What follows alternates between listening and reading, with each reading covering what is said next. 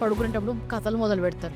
మామూలు కథలు చెప్పడం కాదు, దెయ్యాల కథలు చెప్తారు. సో చిన్న పిల్లలతో మాట్లాడినప్పుడు కేవలం అవి ఏదో పడుకోబెట్టడానికి చెప్తున్న కథలు కాదు, మీ మాటలు ఆత్మలోకి ఒక దారిని తెరుస్తున్నాయంట. భయం అనేది ఒక భావోద్వేగం కాదు, భయం అనేది ఒక ఆత్మ.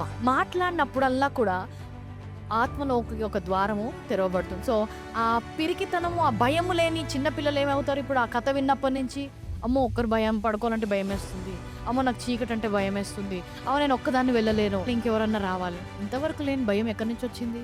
ఎవరో ఆ మాటలు వారి లోపలికి పలికి భయం అనే ఆత్మకి ద్వారము వారు తెరిచారు.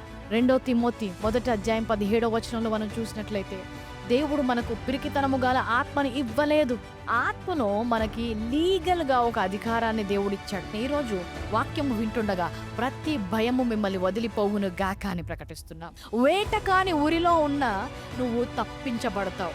నాశనమైన కరమైన తెగులు రాకుండా నిన్ను రక్షించును. ఆయన తన రెక్కలతో నిన్ను కప్పును.